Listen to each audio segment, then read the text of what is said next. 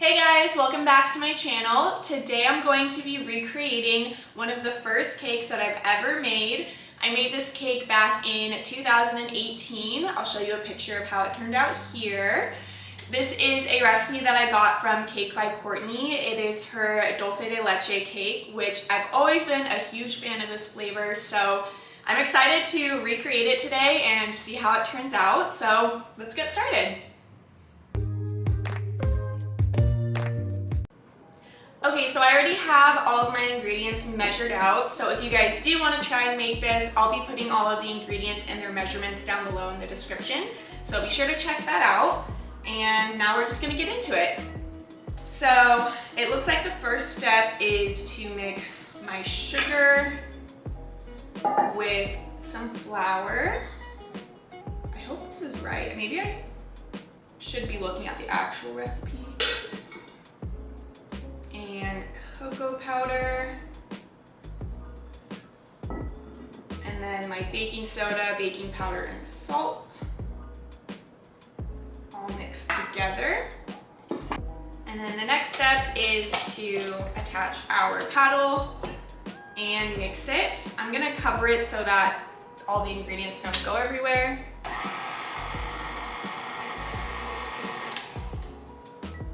So once all your dry ingredients are mixed together, we're gonna set it aside and then start working on our wet ingredients. Okay, so it said that I could either use 1 cup of coffee or hot water. So this time I'm gonna go with coffee instead of just hot water. Add our buttermilk, our vegetable oil, 3 eggs,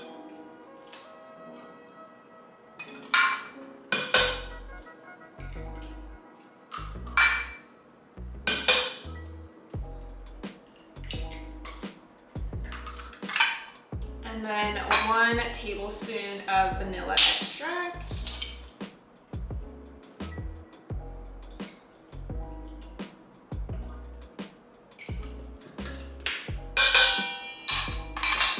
And now we whisk it all together.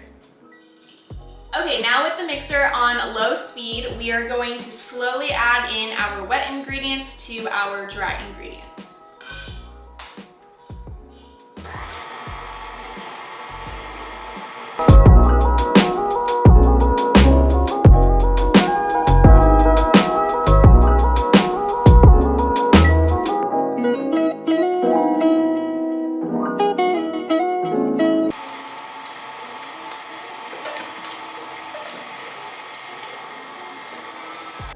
Alright, now it's time to put our batter into our cake pans. I'm going to be using 6 inches instead of the 8 inches that I used the first time, and I'm also using 3 pans instead of 2. So something that I can already see that I did differently is I did not use parchment rounds, which makes a huge difference when you're baking cakes. You can buy them at any of your craft stores, Amazon. Here I just sprayed them with some Pam, which I still do, but then I also add the parchment paper. So if you haven't done that, make sure you do. It makes a huge difference. All right, now for pouring in our cake batter. Here again, it looks like I didn't weigh my batter, which I always do now to make sure that each pan has the same amount of cake batter. It makes a big difference. It makes it easier on yourself, so all your cakes come out more or less the same size, and you're not having to waste and cut off a lot of your excess cake. So start at 0, and then just start pouring them in.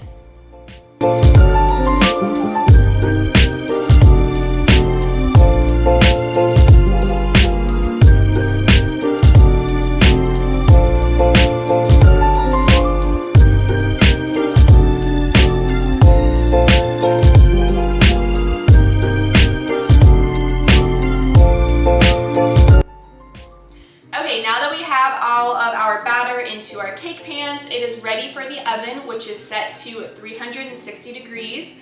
We're gonna leave them in there for about 16 to 22 minutes. So I'm gonna check on them at the 16-minute mark, Usually they do take around 20 minutes, so we'll see how they turn out.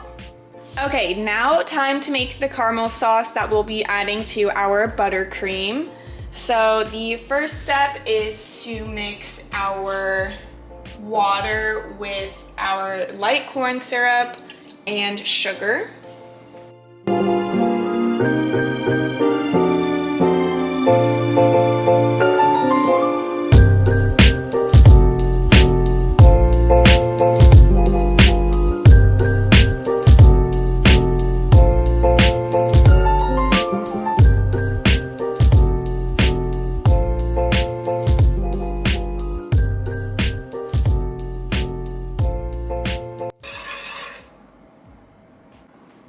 All right, now that it's all mixed together, we're gonna bring it to a boil over medium heat.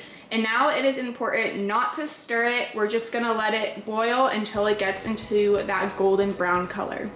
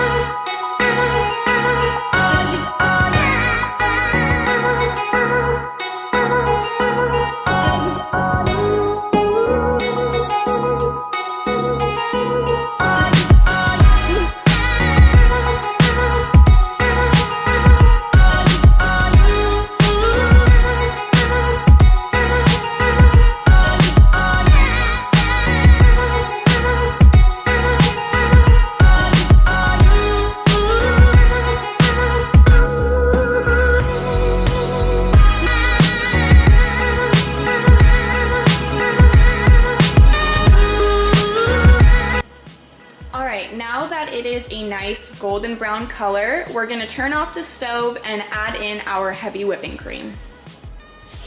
Okay, so I'm gonna add in 1 cup of heavy whipping cream, just a little bit at a time as I mix.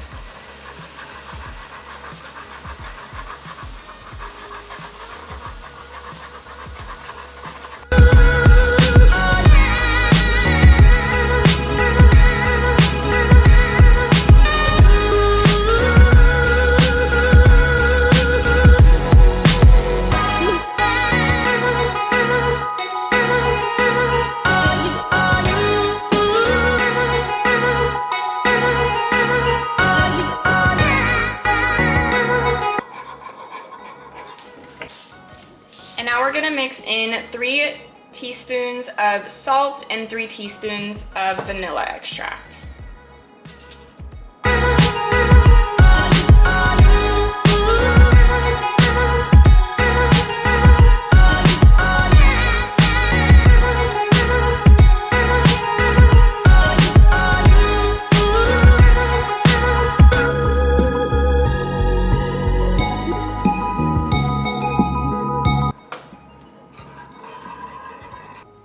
Okay, so now I have 16 ounces of dark chocolate in my mixer, and we are going to add in 1 cup of that caramel sauce that we just made. It should still be hot to melt the chocolate, so make sure you do this right after you make your caramel sauce.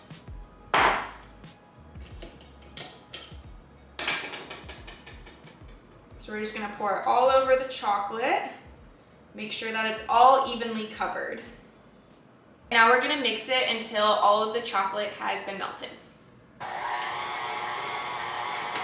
All right, now that the chocolate is melted, we can go in and add our butter. So we have 2 cups of butter here that have been slightly chilled. So I took them out of the fridge about 30 minutes ago. And then it says to slowly add them in. So I've just cut them up into little cubes and I'm gonna slowly add it as I mix it on low speed.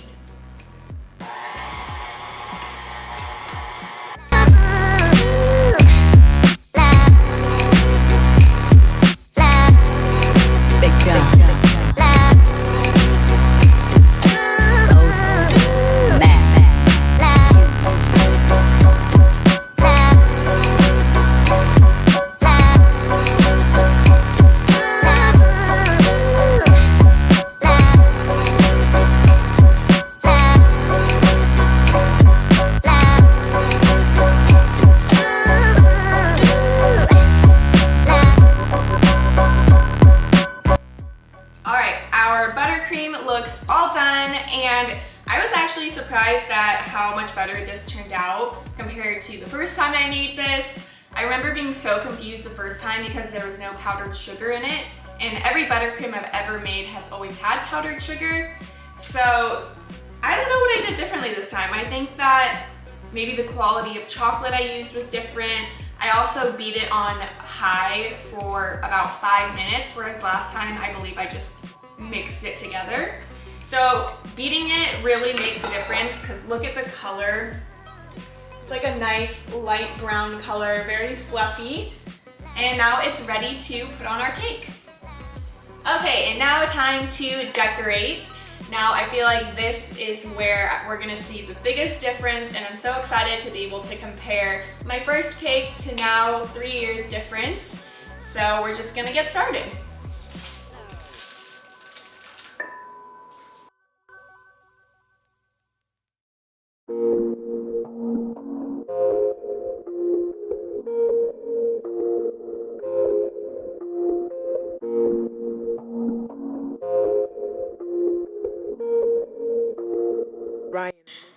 So something that's already different about this cake is that the recipe calls for dulce de leche, and she says she bought hers at Trader Joe's, but when I went to Trader Joe's, it wasn't in stock, or they don't have it in season at the moment.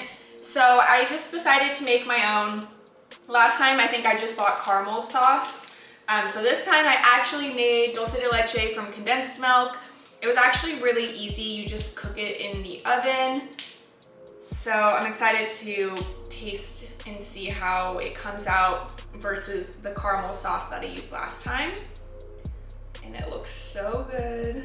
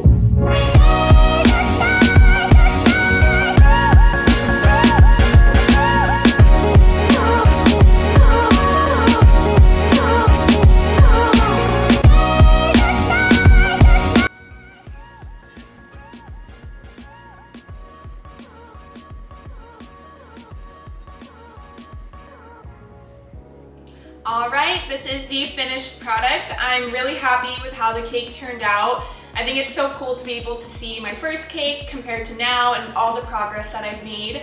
So I hope you guys enjoyed this video. If you did, please give it a thumbs up. And if you haven't yet, please subscribe. I would really appreciate it. And I'll see you guys next time.